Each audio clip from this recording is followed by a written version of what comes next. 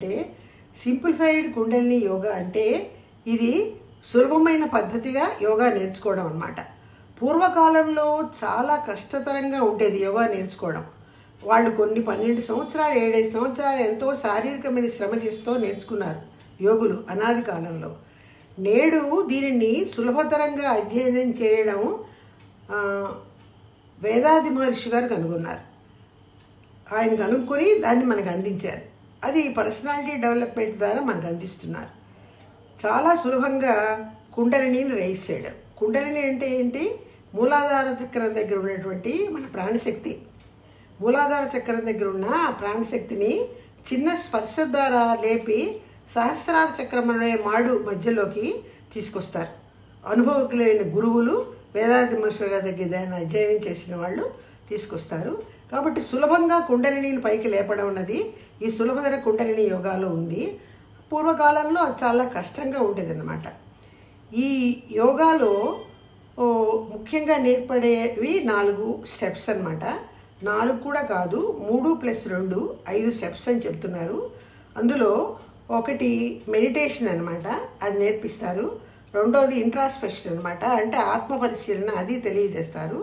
Physical exercises అనే సులభతర వ్యాయామాలు కూడా చెప్తారు. కాయకల్ప అన్నది చివరిగా చెప్తారు. జీవన తత్వము అన్నది ముందుగానే తెలియజేస్తారు.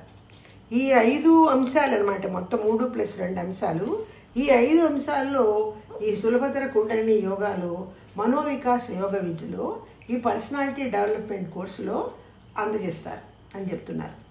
మెడిటేషన్ ముందుగా ఇక్కడ వివరించి చెప్తున్నారు. మెడిటేషన్ అంటే ఏంటంటే ఒకలాగా మైండ్ని మెడిటేషన్ చేసేటప్పుడు ట్రైన్ చేయడం. ట్రైనింగ్ అంటే దానికి ఒక అనుభవాన్ని నేర్పడం. మైండ్కి ఒకలాంటి అనుభవాన్ని నేర్పడమే ట్రైనింగ్ ద మైండ్ అనమాట. దానివల్ల ఏమవుతుందంటే peace, intellect and clarity and power వస్తాయి. పీస్ అంటే శాంతి, ఇంటలెక్ట్ అంటే తెలివితేటలు, క్లారిటీ అంటే వివరంగా ఏదైనా తెలుసుకునే శక్తి. ఇవన్నీ కూడా ఈ మైండ్ని ట్రైన్ చేయడం వల్ల మనకి లభిస్తాయని చెప్తున్నారు. ఈ training, this type of training యోగాలో మనం నేర్చుకోబోతున్నాం. తర్వాత హౌ టు మెడిటేట్, ఏ రకంగా మెడిటేషన్ చేయాలి అన్నది తెలుసుకోవాలి ముందు. Withdrawal of the mind from out side activities మొదటి పాయింట్. అంటే ప్రాపంచిక విషయాలన్నింటి నుంచి కూడా మన మనస్సుని, మన ఆలోచనని, మన మైండ్ని బయటకు తీసుకురావడం అన్నది ఫస్ట్ స్టెప్ మెడిటేషన్లో. ఈ మెడిటేషన్ చేసేటప్పుడు విత్డ్రాయల్ అంటే అటాచ్మెంట్ విత్ డిటాచ్మెంట్ అంటారు ఇంగ్లీష్లో. అంటే ముందుగా సన్యాసం తీసుకోవడం కాదు. డిటాచ్మెంట్ అంటే సన్యాసం తీసుకోవడం కాదు. సన్యాసం తీసుకుని అడవులకి వెళ్ళి అక్కడ తపస్సులు చేసుకోవడం అన్నది అది పూర్వకాలంలో పద్ధతి. అది ఇప్పుడు దాన్ని అంత డిటాచ్మెంట్ అన్నది లేదు ఇక్కడ. అది ఎలా ఉండాలంటే నీ సంసార ధర్మంలో ఉంటూ నువ్వు అందరి పట్ల నీకున్న ప్రేమతో కానీ, బాధ్యతలో కానీ, సంపాదనలో కానీ, బిడ్డల పెంపకంలో కానీ, తల్లిదండ్రుల బాధ్యత చూడడంలో కానీ ఒక పరిమితిని, పద్ధతిని పాటించాలి. అతిగా ఎవరి మీద ప్రేమించకూడదు, అతిగా దాన ధర్మాలు చేయకూడదు, ఏది అతిగా చేయకూడదు, తక్కువగా అసలు చేయకుండా ఉండకూడదు. ఒక పరిమితిని, పద్ధతిని పాటిస్తూ కనుక నీ సంసార జీవితంలో నువ్వు ఉంటూ నువ్వు ధ్యానం చేసుకోవాలి. అది అటాచ్మెంట్ విత్ డిటాచ్మెంట్ అన్నమాట. అటాచ్మెంట్ అంటే వాళ్ళతో కలిసి ఉండడం, వాళ్ళ మంచి చెడులు చూడడం ఒక లెవెల్ వరకు, ఒక పద్ధతి వరకు. డిటాచ్మెంట్ అంటే నువ్వు భగవద్ దర్శనాని కోసం నీకు కావాల్సిన ప్రయత్నాలు నువ్వు చేయడం. ఇది ధ్యానం ద్వారా చేయడం కుదురుతుందన్నమాట. అదే అటాచ్మెంట్ విత్ డిటాచ్మెంట్. సన్యాసం మాత్రం కాదు. First step attachment with detachment అనమాట. సెకండ్ స్టెప్ మెడిటేషన్లో ఏం చెప్తారంటే కాన్సన్ట్రేషన్, ఏదో ఒక ఆబ్జెక్ట్ మీద మనసుని కాన్సన్ట్రేట్ చేసేసి నిలపాలి. మన మనసుని తీసుకెళ్ళి ఎక్కడ నిలపాలి? మనం ఏదో ఒక ఆబ్జెక్ట్ మీద ఏకాగ్రత చూపించాలన్నమాట. ఎక్కడ చూపించాలి? మన ప్రాణం ఎక్కడి నుంచి వచ్చిందో అక్కడ. మన ప్రాణం ఎక్కడి నుంచి వచ్చింది? ఇంతకు ముందుగానే మనం చెప్పుకున్నాం. ఎక్కడి నుంచి వచ్చింది మన ప్రాణము? భగవంతుడి నుంచి. పరిణామ క్రమంలో భగవంతుడి నుంచి ఒక అంశగా పరిణామ క్రమంలో ఈ జంతువుల్ని, పశువుల్ని, పక్షుల్ని దాటుకుంటూ వాటన్నింటి ముద్రలు తీసుకుని మనిషిగా తయారై మనం ఉన్నాం. కాబట్టి ఈ ప్రాణం అన్నది మన జీవధాతు కేంద్రం పడే ఆత్మలో ఉంది. ఆ ప్రాణశక్తి మీద మనం ఏకాగ్రత, కాన్సన్ట్రేషన్ పెట్టాలి. అది ఒకటి చెప్తున్నారనమాట. రెండో స్టెప్లో అది చెప్తున్నారు. తర్వాత ఆల్మైటీ అనబడే భగవంతుడిలో నేను ఒక భాగమని అప్పుడు అర్థమవుతుంది. అలా కనుక అక్కడ కాన్సన్ట్రేట్ చేసి ఆ మూలాధార చక్రం అనే ప్రాణశక్తి దగ్గర నువ్వు కనుక మనసు నిలిపి కాన్సన్ట్రేట్ చేయగలిగితే అప్పుడు నీకు ఎటువంటి ఫలితం లభిస్తుందంటే, నేను ఒక భగవంతుడిలో ఒక అంశాన్నే, నేను భగవంతుడి యొక్క పరిణామ క్రమంలో ఆల్మైటీ అనబడే, ఇప్పుడు ఒక కొస ఉందనుకోండి తాడికి, ఆ ఒక కొసలో ఆల్మైటీ ఉన్నాడు, మరొక కొసలో నేనున్నాను. కాబట్టి నేను ఆల్మైటీ యొక్క అంశంనే, ఆల్మైటీ అంటే భగవంతుడు, అతని యొక్క అంశంనే, పరిణామ క్రమంలో మానవుడి వలెగా వచ్చాను అనే ఒక అభిప్రాయానికి మనం ఈ ప్రాణశక్తి మీద మనసు నిలిపి ధ్యానం చేసినప్పుడు వచ్చేస్తాం. ఆల్మైటీ అనబడే భగవంతుడు లేని ఒక వస్తువు కానీ, భగవంతుడు లేని ఒక స్థలం కానీ లేదు అనే ఒక ఫైనల్ అవగాహన కూడా మనకు వచ్చేస్తుంది. తర్వాత స్టెప్లో రియలైజేషన్ అంటే ఆత్మసాక్షాత్కారం చేసుకోండి. నేనే భగవంతుని, గాడ్ రియలైజేషన్ అనబడితే భగవంతుని యొక్క దర్శనం చేసుకోవడం కానీ, నేనే భగవంతుడి యొక్క అంశనని కానీ అవగాహన చేసుకుని తెలుసుకునే జ్ఞానం కూడా ఈ ధ్యానం ద్వారా మూలాధార చక్రం అనే ప్రాణశక్తి మీద మనసు నిలిపి ఏకాగ్రత చేసినప్పుడు తప్పకుండా లభిస్తుంది. ఆ లెవెల్లో అహం బ్రహ్మస్మి అనే ఒక భావన కూడా ఏర్పడుతుంది. ఇదే ఒక గోల్ అన్నమాట. మానవుడికి ఇది గోల్. మానవులందరూ కూడా తెలిసి తెలియక కూడా ఈ గోల్ రీచ్ అవ్వడానికే ప్రయత్నం చేస్తూ ఉంటారు. తెలిసి కొంతమంది చేస్తారు, తెలియక కొంతమంది చేస్తారు. అందరికీ కూడా ఇదే గోల్.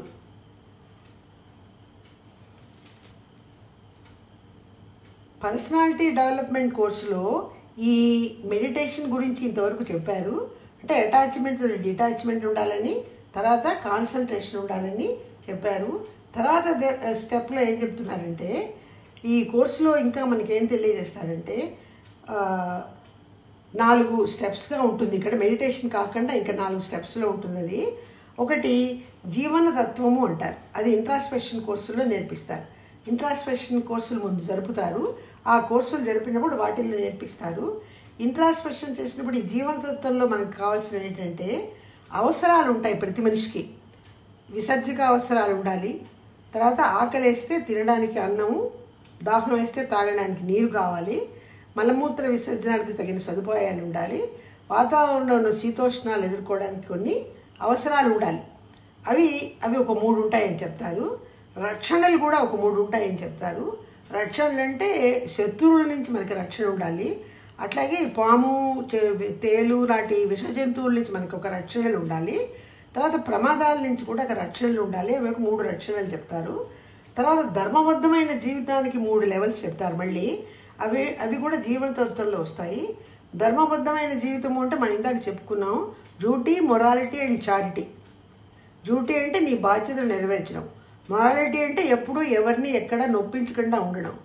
చారిటీ అంటే చేతైనంత వరకు అవసరం ఉన్న వాళ్ళకి సహాయం చేయడం, ఆర్థికంగా కానీ శారీరకంగా కానీ. ఇవి 3 రకాలవి చెప్తారు.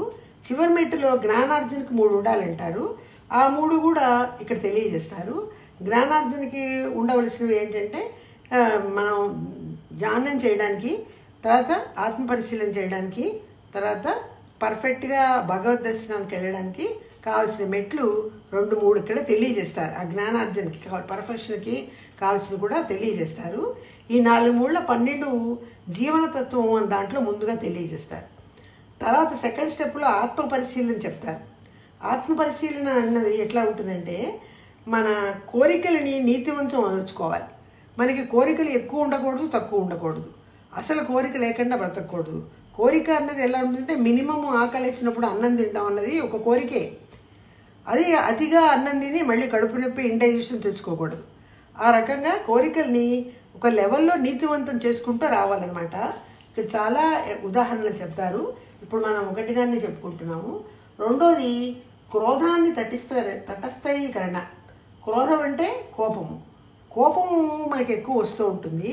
ఈ కోపం వచ్చినప్పుడు మనం తెలిసి తెలియక ఆ కోపంలో మనం ఉద్రేకంగా మాట్లాడడం వల్ల మన మనోవేగ తరంగాలు బీటా లెవెల్ నుంచి ఇంకా ఎక్కువ లెవెల్కి వెళ్ళి చాలా ఉద్రేక పరిస్థితికి వెళ్ళినప్పుడు ఆరోగ్యం పాడైపోవడం, బీపీ రావడం, కళ్ళు ఎర్రబడడం, కళ్ళల్లోంచి నీళ్లు రావడం, హార్ట్ అటాక్ రావడం, ఇలాంటి నష్టాలన్నీ మనకే కలుగుతాయి.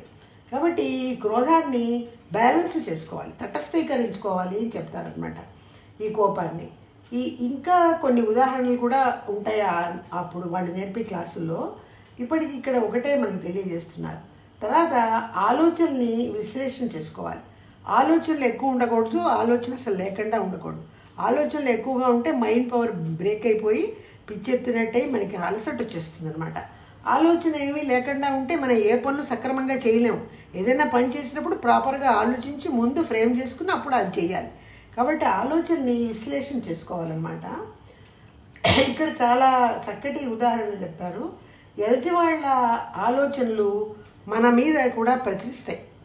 అది ఎట్లా చెప్తారంటే, మార్కెట్కి వెళ్ళినప్పుడు మనం ఏదైనా పండు కొనాలి అనుకున్నప్పుడు అతను మామిడి పళ్ళు అమ్మి అతను ఏం చేస్తాడంటే, ఈ వ్యక్తిని చూసి ఈ వ్యక్తి కొంటాళ్లే, ఈ పళ్ళు పాడైపోయినా కూడా అని మన ఊహించుకుని గట్టిగా ఇది చాలా చౌకగా ఇస్తున్నాను, 12 రూపాయలు చెప్పే డజన్ నేను 2 రూపాయలకే డజన్ అమ్ముతున్నాను, మామిడి పళ్ళు కొనమని అనౌన్స్ చేస్తూ ఉంటాడు. ఆ అనౌన్స్మెంట్లో ఉన్నటువంటి అతని ఆలోచన ఆ రోడ్డు మీద వెళ్తున్న ఆ వ్యక్తి యొక్క మైండ్ పవర్లోకి వచ్చేస్తుంది అనమాట. వచ్చి అతను అవసరం లేకపోయినా ఆ పళ్ళు కొనుక్కోవడం. ఆ పళ్ళు ఇంట్లో ఆల్రెడీ ఫ్రిడ్జ్లో కొన్ని ఉంటాయి, ఇవి పాడైపోయిన పళ్ళు, ఇంటికి వెళ్ళిన తర్వాత ఎందుకు కొన్నానా అని బాధపడడం, అది తినేవాళ్ళు ఎవరు ఉండరు, అవి ఇవి అన్నీ పాడైపోతాయి, ఇట్లాంటి నష్టాలు కలుగుతూ ఉంటాయి. కాబట్టి మనం మన ఆలోచన బ్యాలెన్స్ చేసుకుంటూ ఉండాలన్నమాట. అట్లాగే ఇంకా మంచి మంచి ఉదాహరణలు ఎట్లా ఉంటాయంటే, ఈ రాజా రామ్మోహన్ రాయ్ వాళ్ళు మనకి సతీ సహగమనం అరికట్టారంటే, ఈ సతీ సహగమనం వల్ల స్త్రీలు బతికున్న స్త్రీలను చేతుల్లో పెట్టి కాలుస్తుంటే సమాజంలో ఎంతమంది వ్యక్తులు, ఎంతమంది స్త్రీలో దీన్ని ఎవరు కాపాడుతారు, ఎవరు రక్షిస్తారు, దీని నుంచి విముక్తి ఎప్పుడు ఎవరి నుంచి లభిస్తుంది అని ఆలోచించి ఉంటే వాళ్ళ ఆలోచనలు అదే రకమైన ఆలోచన ఒక ఉత్తమమైన వ్యక్తి యొక్క బ్రెయిన్లో ప్రవేశించి అతని చేత ఆ ఘనకార్యాన్ని చేయించగలుగుతాయి. అట్లా చేసిందే ఆయన సతీ సహగమనాన్ని చేయగలిగారు అని ఇక్కడ వేదాద్రిగా మనకు చెప్తున్నారు అనమాట.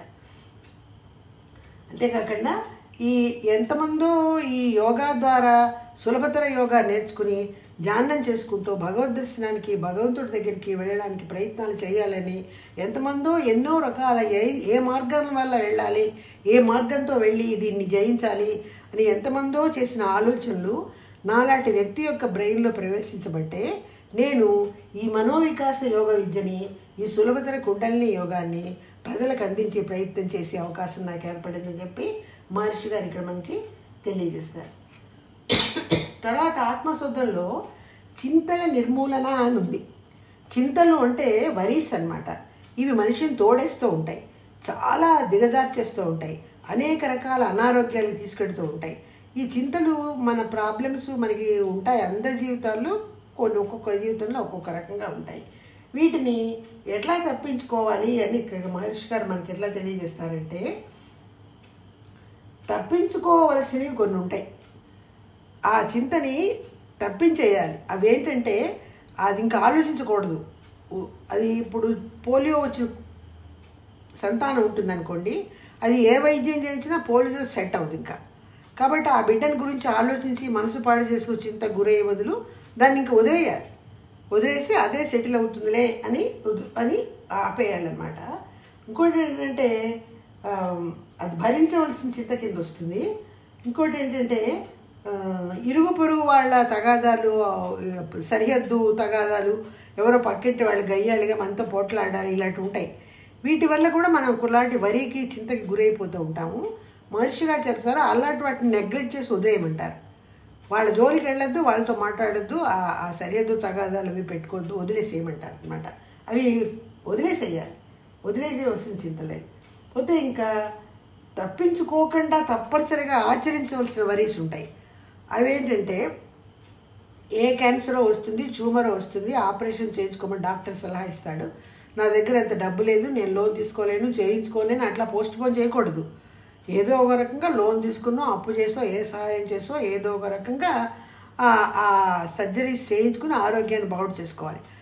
అవి ఇంకా పోస్ట్ పోన్ చేసుకోకూడదు, ఆపకూడదు, అవి చేసి తీరాలన్నమాట. అట్లా కొన్ని దశల్లో మనకి ఈ చింతలు ఎలా తప్పించుకోవాలని కూడా తెలియజేస్తారు.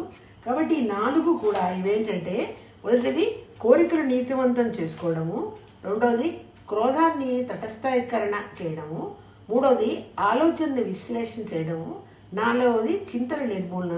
ఈ నాలుగింటిని కలిపి ఆత్మ పరిశీలన అంటారు. ఈ నాలుగు కాక ఈ నాలుగింటి చివరిలో అదే క్లాస్లో మనకి ఇంట్రాస్పెక్షన్లో ఏం నేర్పిస్తారంటే హూ యామ్ ఐ అన్నది తెలుసుకోమంటారు. నేను ఎవరు అన్న ప్రశ్న మనం వేసుకుని, నేను పరిణామ క్రమంలో భగవంతుడి యొక్క అంశగా ఆయన నుంచి మానవుడిగా తయారయ్యాను. ఆయనలో ఉన్న ప్రాణశక్తి కణాలే, ఆయన నుంచి తయారైన ప్రాణశక్తి కణాలే నా ప్రాణంగా, నాలో, నా ఆత్మలో, నా జీవధాతు కేంద్రంలో ఉన్నాయి. నేను భగవంతుని యొక్క అంశనే అని చెప్పి ముందు గుర్తించి దాన్ని సెల్ఫ్ రియలైజేషన్ అంటారు, ఆత్మ సాక్షాత్కారము. తర్వాత దైవ సాక్షాత్కారం అంటే నెమ్మదిగా ఆ దైవం దగ్గరికి, నా మాతృస్థానాన్ని ఆయన దగ్గరికి నేను జ్ఞానాల ద్వారా ఎలా వెళ్ళాలి అన్న ఒక సత్యాన్ని తెలుసుకుని అట్టుగా వెళ్ళడం అనేది గాడ్ రియలైజేషన్ అంటారు. ఈ రెండింటిని అనుభవంలోకి తెచ్చుకోవడమే హూ యామ్ ఐ యొక్క అభిప్రాయం అన్నమాట. అది కూడా ఇక్కడ తెలియజేస్తారు. తర్వాత స్టెప్లో ఏం చెప్తారంటే ఈ దీంట్లో మన యొక్క moralisation in food, thought, work, sex అన్నారు. అంటే మోరలైజేషన్ అంటే మనం తీసుకునే ఆలోచన కానీ, మనం చేసే పనులు కానీ, సెక్స్ యాక్ట్స్ కానీ, ఇవన్నీ కూడా మనం తీసుకునే ఆహారం కానీ, ఆలోచన కానీ, పని కానీ, సెక్స్ యాక్ట్ కానీ ఒక పరిమితిలో, ఒక పద్ధతిలో ఉండాలి. అతిగా ఏది చేయకూడదు, ఏది సెక్స్ యాక్ట్ చేయకూడదు, అధిక ఆహారం తీసుకోకూడదు, ఎక్కువగా ఆలోచించకూడదు, బాడీ శ్రమ, మానసిక శ్రమ కూడా అధికంగా చేయకూడదు. ఎంత చేయాలో అంతవరకే శ్రమ పడాలి. దాన్ని మోరలైజేషన్ అంటారనమాట. అది తర్వాత స్టెప్. ఆత్మ పరిశీలన, మెడిటేషన్ ఒక స్టెప్ చెప్పారు, ఆత్మ పరిశీలన రెండోది చెప్పారు, అందులో హూ యామ్ ఐ కూడా చెప్పారు. మూడోది మోరలైజేషను మన ఫుడ్, థాట్, వర్క్ అనమాట. అది చెప్తున్నారు. చివరిగా ఏం చెప్తున్నారంటే సులభతర వ్యాయామాలు చెప్తున్నారు. ఈ సులభతర వ్యాయామాలు ఏమి 9 ఉన్నాయి.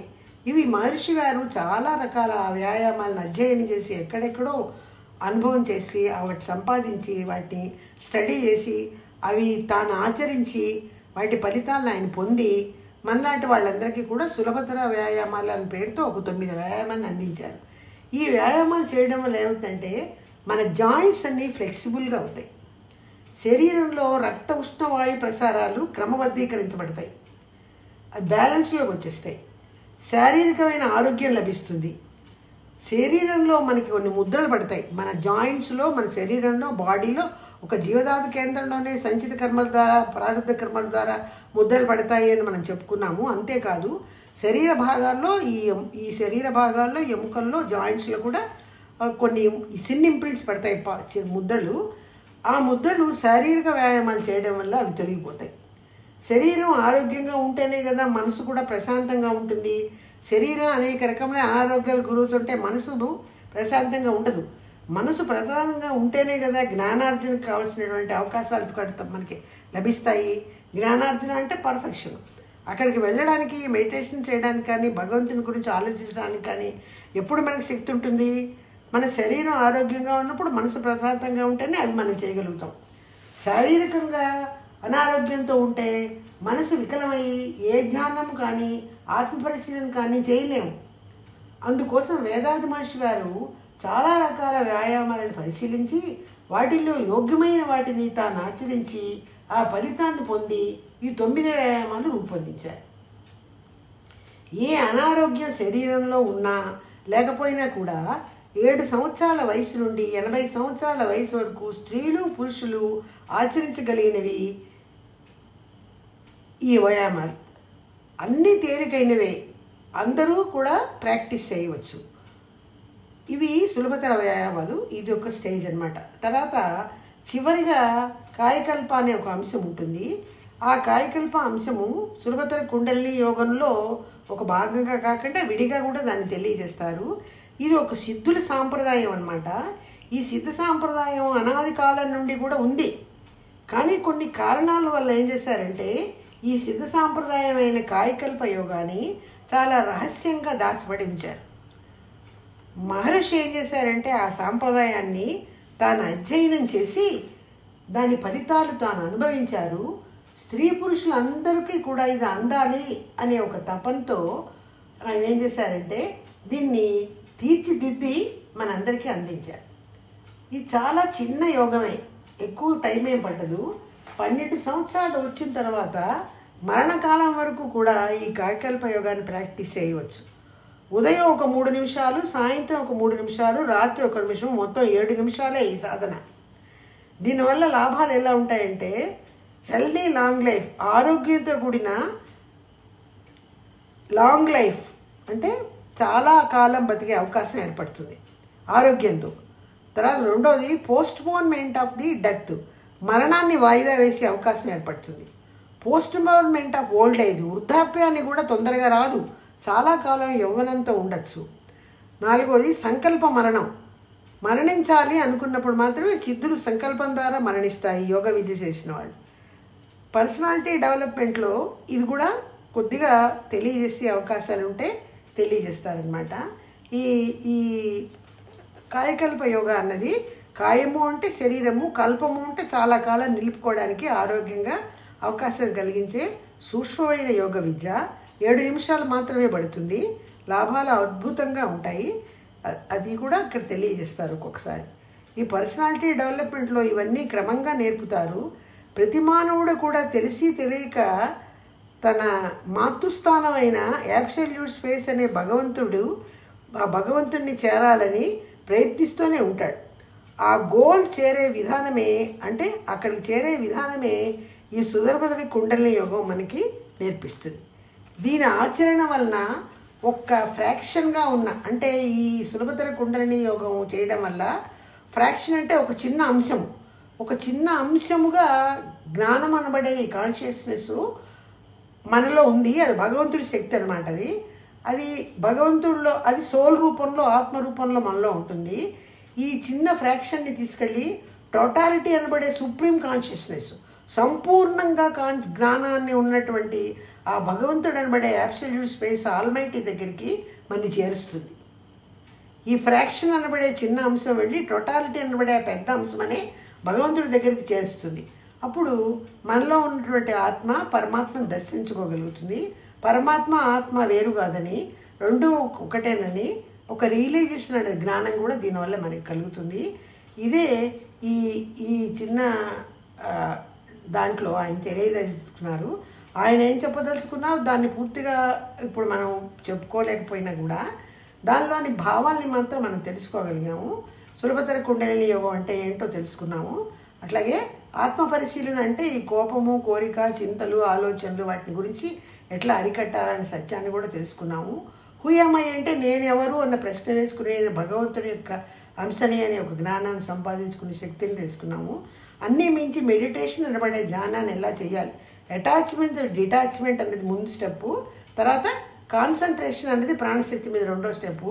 ఈ రెండింటి ద్వారా ధ్యానాన్ని అధ్యయనం చేసి భగవత్శక్తిని అర్థం చేసుకుని భగవంతుని యొక్క దరికి చేరగలగా మాతృస్థానమైనటువంటి అబ్సల్యూట్ స్పేస్కి చేరే అవకాశాలు ఈ సులభతర కుండలిని యోగం ద్వారా లభిస్తాయని తెలుసుకోగలిగాము.